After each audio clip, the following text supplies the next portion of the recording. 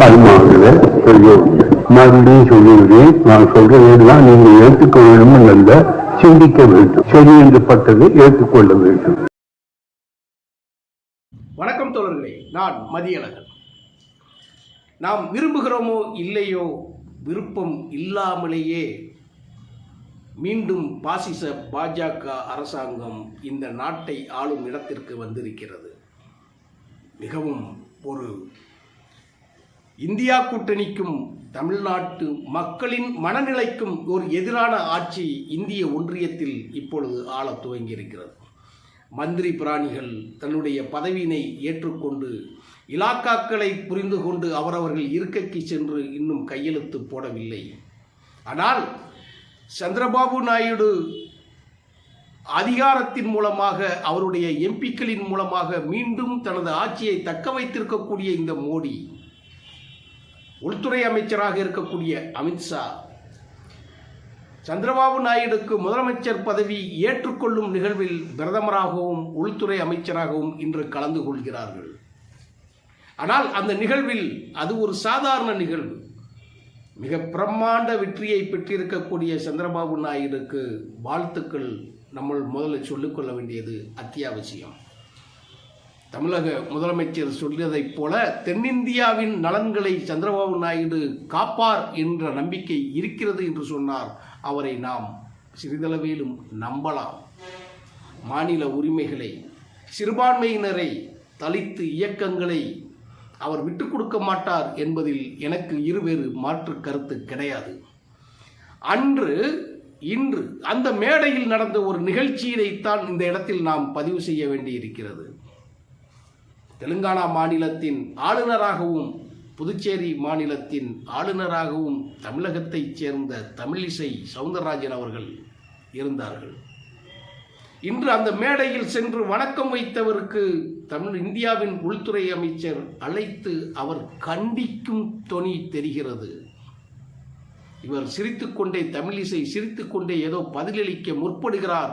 அதை அவர் காதால் கூட கேட்பதற்கு விருப்பம் இல்லாமல் அதை தவிர்த்து மீண்டும் எச்சரிக்கை விதமாக அவர் சொல்லிக்கொண்டு இருப்பது, அரசியலுக்கு இது நல்லதா என்று கேட்டால் அது இல்லை. முன்னாள் துணை ஜனாதிபதி வெங்கையா நாயுடு அவர்கள் அருகில் அமர்ந்திருக்க ஒரு பெண்ணை அழைத்து கட்டளையிடும் துணையில் அவமதிக்கும் வகையில் ஆட்சி பொறுப்பில் அதிகாரத்தின் உச்சத்தில் இருப்பவர்களுடைய செயல்பாடு ஜனநாயகத்தை விரும்பும் அரசியல்வாதிகளுக்கும் அரசியல் கட்சிகளுக்கும் இது உகந்ததாக அல்ல. ஆணவத்தின் வெளிப்பாடாக அமித்ஷாவின் அந்த போக்கு இருக்கிறது. அதை எப்படியோ தாங்கிக் கொண்டு மேடையை விட்டு இறங்கி சென்னை விமான நிலையத்திற்குள் நுழைந்தவர் பத்திரிகையாளர்கள் சூழ்ந்து கொண்டு கேட்டபொழுது கையெழுத்து கும்பிட்டு விட்டு நகருகிறார் தமிழிசை.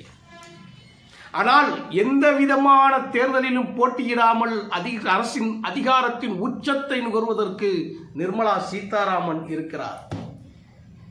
அண்ணாமலையை சுட்டிக்காட்டுவதற்காக நீங்கள் தமிழிசையை கண்டித்தீர்கள் என்று சொன்னால், நிர்மலா சீதாராமனின் கணவர் பிரகலாத் இந்த அரசாங்கத்தினை மோசமாக, உண்மையைத்தான் சொல்லுகிறார். உண்மை, நாம் அவர் பக்கம்தான் நாம் நிற்கிறோம்.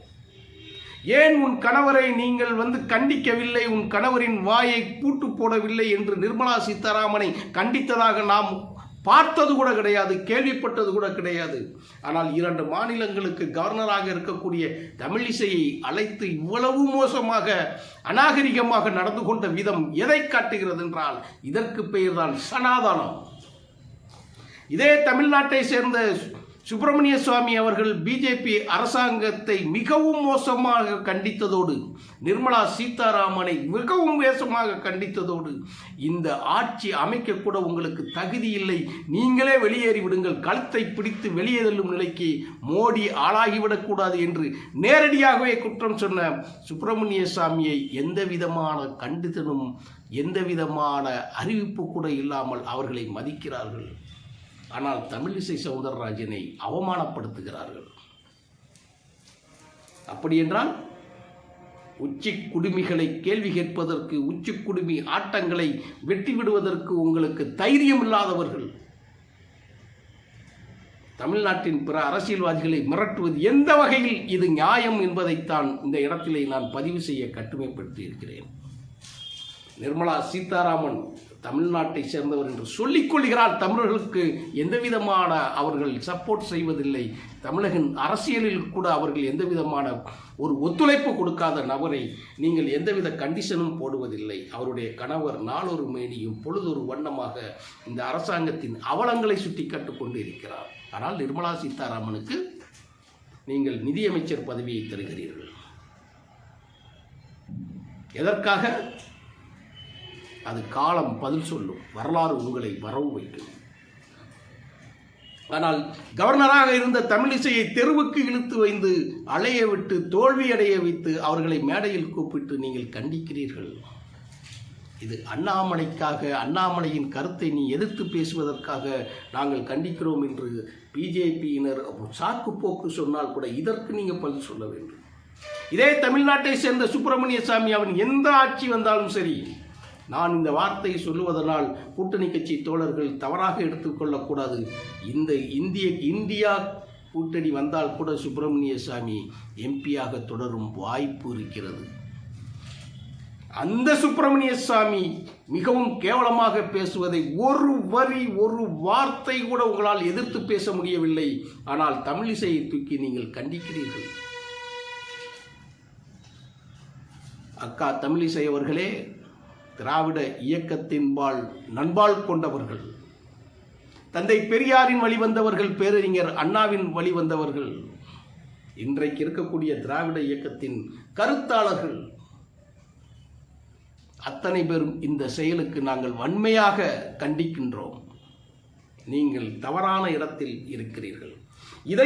இதற்காகத்தான் இந்த அவலத்தை போக்குவதற்காகத்தான் நீதி கட்சியும் திராவிட இயக்கங்களும் பாடுபட்டு கொண்டு இருக்கிறது என்பதை இந்த மானம் கெட்டவர்களைப் போல் நடிப்பவர்கள் இருக்க வேண்டும். பதவிக்காக, அற்ப பதவிக்காக பேரறிஞர் அண்ணா அவர்கள் சொன்னதைப் போல் என் தோளில் இருக்கக்கூடிய துண்டு அரசியல் கட்சியில் இருக்கக்கூடிய பதவி, என் இடுப்பில் கட்டியிருக்க வேட்டி கொள்கை, சுயமரியாதையை தாண்டி நீங்கள் இருந்த இருப்பை தாண்டி நீங்கள் அவமானப்படுத்தப்படுவதை கூட நீங்கள் உணராமல் அந்த கட்சியில் நீடிக்க வேண்டுமா என்பதைத்தான் ஒரு மானமுள்ள தமிழராக உங்களுக்கு நான் இந்த கருத்தினை முன்வைக்கிறேன். அக்கா தமிழிசை அவர்களே, நீங்கள் தன்மானத்தோடு சுயமரியாதையோடு மீண்டும் வெளியே வாருங்கள். உங்களுக்கு பிடித்த அரசியலை செய்யும். நாங்கள் போராடுவது உங்களுடைய சுயமரியாதைக்காகத்தான். தமிழிசை தனிப்பட்ட மனிதர் அல்ல, பெண் இனத்தின் ஒரு முகமாக நாங்கள் பார்க்கிறோம். எங்கள் தமிழச்சியாக நாங்கள் பார்க்கிறோம். ஏன் ஆரியம் திராவிடம் என்பதற்கு வித்தியாசம் குறிப்பிட்டார்கள் என்று இந்த கருத்தை சீர்நோக்கி பார்ப்பவர்களுக்கு புரியும். இதைத்தான் இந்த இடத்தில் நான் சொல்ல வருகிறேன். ஆரியம் வேறு, திராவிடம் வேறு. இந்த ஆட்சி யாருக்கானது என்பதை நாம் தெளிவாக புரிந்து கொள்ள வேண்டும். இதை புரிந்து கொண்டால் அனைவருக்கும் நல்லது. நாம் அரசியல் பயில்வோம், அரசியல் புரிந்து கொள்வோம்.